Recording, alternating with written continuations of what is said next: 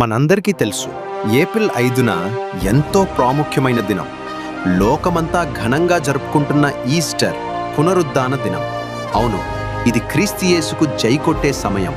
ఇది విజయానికి సాక్ష్యమిచ్చే సమయం. ఈ సంతోషకరమైన సమయంలో మన రక్షకుడైన యేసుక్రీస్తు విజయాన్ని చాటి చెప్పడానికి BOUI వారు జై కొట్టున యేసుకే అనే అద్భుతమైన పాటను విడుదల చేస్తున్నారు.